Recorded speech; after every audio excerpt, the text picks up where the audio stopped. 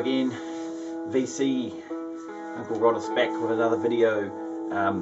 It is between Christmas and New Year at the moment. We're coming up to the New Year weekend, and I had a big consignment of records arrive yesterday, which I had ordered just before Christmas, so that was pretty exciting. I actually had to work yesterday, and I'm working again today. Not a full day's work, but enough to screw up my holidays a wee bit, and I've got something to work on tomorrow and before the New Year weekend. Anyway, I think I mentioned in my last video I got a bunch of credits from my wholesalers which I cashed in so I could buy some vinyl, and I gave a bunch of them to my wife for her Christmas present so she could go shopping for what she likes to buy on the internet. And I picked up a whole bunch of stuff from the Flying Out shop up in Auckland, which I'd ordered in the week build up to Christmas, and was quite surprised to see it turn up quite quickly. I've actually got some more on the way from them as well, and some other sources which exhausted that supply of money. But it's been great to catch up with all of the releases and stuff that I've been wanting to get my hands on. There's been quite a few releases in the last couple of months that I hadn't been able to purchase until funds are available. So I'm all up to date pretty much at the moment. So this big bunch of records that turned up yesterday, what's playing in the background is this. This is Peter Jeffries and John O'Loney at Swim Two Birds. This was an original Flying Nun release back in 1987. This is a reissue again on Flying Nun and Captured Tracks. Captured Tracks have partnered up with Flying Nun. They're part out of the States, I think, and they've reissued several Flying Nun records over the last sort of 2 or 3 years. This is such a cool record. It's quite a interesting listening experience and really good. I'm right into it. It's much better than I was expecting. I had no idea what it was going to be like. I'd seen it posted a few times and seen it on the Flying Out website many times over the last sort of 12 months. So I took the plunge. Peter Jeffries was out of a band called This Kind of Punishment, and he also has got some solo stuff which I might look into. This Kind of Punishment are getting two of their rather rare albums. Their two rather rare albums reissued later on next month, which I've pre-ordered. So be looking forward to getting those. Okay, so Grayson Guildwar. I've showed Grayson before. This is his second album, Infinite Life, from 2014. He's also got a new album out late this year, recently. It's not New Year's yet. Yeah, this is nice indie pop sort of stuff. Quite like it. Him and Lawrence Arabia, I think, are kind of two reasonably similar artists. Yeah, so that's cool. I picked up this one. So these are all off the Flying Out sites. This one here I was familiar with through Chris Walker's radio show podcast, Marley Marley As a Dog Dreams, self-released. This is quite, it's quite a quiet sort of inflective album. Yeah, it's so, kind of not folky, but in a folky mold. But yeah, some really lovely arrangements and quite a cool album. Yeah, really nice.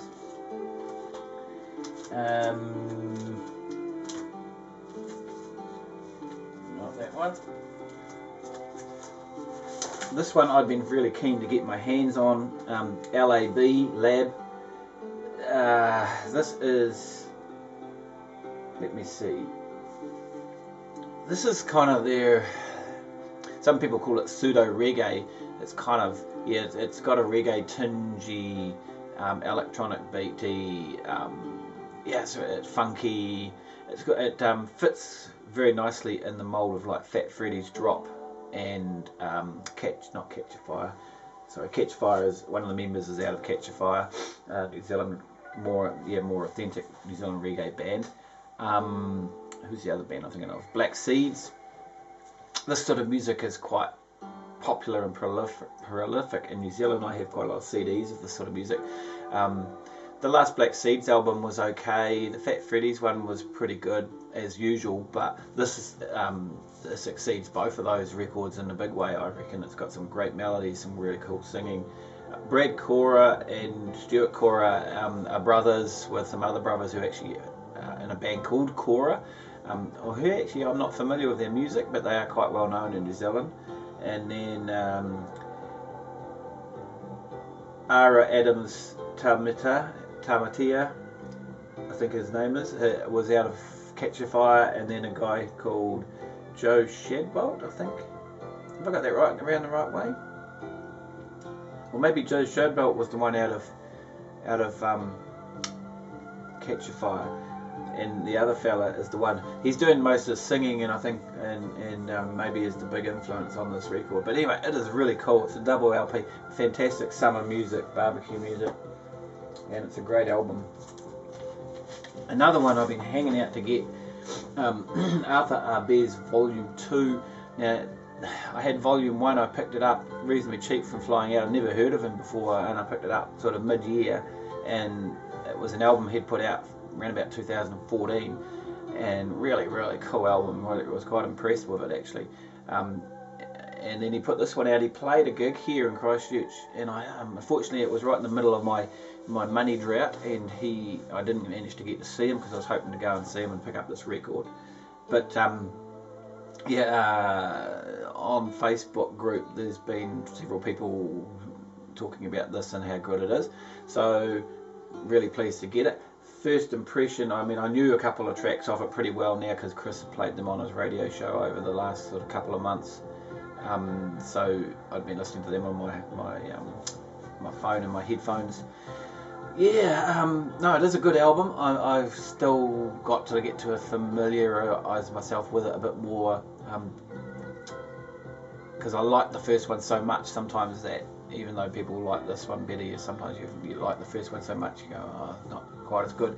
But it's a lot more intricate and involved music in this than the first one. But yeah, really cool. Glad to have that.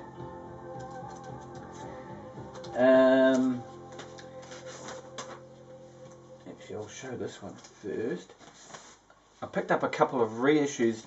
Stilt Breeze out of the US has been reissuing quite a lot of pretty obscure and rare New Zealand music, especially from down here. I think they did some of the Terminals ones that I picked up. I've got a couple of them. This is the Max Block. So yeah, I mean, it's been really cool rediscovering, or not rediscovering, but discovering this early 80s obscure underground Christchurch music. It's quite lo-fi, sits in quite well with bands like the Axemen. As a matter of fact, there are relationships, maybe not so much on this one, but on the next one I'm going to show. So the Max Block had, what was their names? Let me get this out. Oh yeah, Brian Crook and his wife-to-be Mary Rose Wilkinson. They went on, well, they actually played in quite a lot of bands, both together and separately, and formed a long-term outfit called The Renderers, which I have a couple of records of, who are really, really good. Robbie Stowell on bass. These were recorded around about 1986 to 88. So the original EP, it just takes up side one, which is, was it a Flying Nun one? I think it might have been. Was recorded in a studio, and then a bunch of other outtakes, studio recordings, live recordings on the other side, which were unreleased previously. So yeah, some pretty cool music. I like that. That was good to have that. Like I say, it's really obscure underground New Zealand Christchurch music, and same with this. This is Above Ground, Gone AWA. This was a cassette release that they released a bunch of recordings recorded in 1983 from a Punakaiki Music Festival on the West Coast, the University Capping Festival in 1983, That's interesting. I probably went to some gigs at that festival. And some living room sessions, again in 1983. This band is actually a Build Irene project. So Build Irene, I don't have the names. They work under different names here than their actual names, but it's actually Build Irene and his wife-to-be, Colleen, I think her name was. And Mary Rose Wilkinson, I think, is on this again, and Stuart Page, who was a member of the X-Men. This is, again, fairly lo-fi, but pretty cool, and it's a good album to have in my Build Irene collection, and I didn't actually know anything about this, so that was pretty cool. And finally, Not From Flying Out, this album was bought off their Bandcamp page. But New Zealand heavy metal, there's a pretty big, I don't know, there's a pretty good scene of, I don't know, there is a heavy metal scene in New Zealand, and I don't know how much public support it gets, but there's quite a lot of bands around, to be honest. There's actually been a couple of metal fests in Christchurch. I've listened to, there's not a lot on vinyl, to be honest. I've got some nice New Zealand heavy metal. I've got a couple on CD that I quite like. I've got a couple on vinyl I've shown recently, the Bullet Belt and Beast Wars, but there's not a lot on vinyl, to be honest. I've listened to quite a lot of New Zealand stuff on Bandcamp briefly. I find a lot of it's the really heavy, dark, growly, dense, death metal, black metal, whatever they call it. I mean, there's so many variants of metal nowadays. And to be honest, it's just a wall of dirge to me, a lot of it, and you know, people growling like Satan and all that crap, you know, to be honest, it just doesn't do it. But I picked up this one, Stalker. I think this is their first album out of Wellington. This is, it's got a cool cover, there's the lyrics inside of it. It's a 3-piece by the looks of it. This is more, what do they call that? The new wave of British heavy metal. It's kind of along that, but to me it's actually more of early Metallica. So thrashy speed metal, kind of in that vein. It's not bad. It's got a pretty heavy, the bass and drums is a bit too heavy, and it kind of dominates the music a little bit more than it should. So it's not the best recording wise, and unfortunately for heavy metal it's a little bit low on the volume. I had to really wind the volume knob right round to get some decent volume out of it. It's certainly listenable. Overall it's not too bad, but yeah, it's probably not something I'm going to play a lot. I think I like the Bullet Belt stuff more than this, which is a slightly different style of metal. But yeah, I mean, I'd like to get into a lot more of this sort of music, but yeah, most of it in New Zealand, what I've been listening to, it's been pretty crappy. You know, and not a lot, yeah, just a wall of noise, not a lot of decent stuff happening inside the music. So I've got a couple of compilations on CD that I picked up of some really hardcore stuff and death metal and all that stuff, and occasionally there's some good stuff. But and there are some good bands of various types around New Zealand, if you look deep enough. But you know, again, it's a genre that I have a small collection of, and I like it in principle, but most of the time I find it unsatisfying. But there is some really good stuff when I do find it. I mean, a bit of Pantera and Metallica I have in my collection I really like. And then of course going back to the original stuff with Black Sabbath I loved to bits. So enough of that prattling on.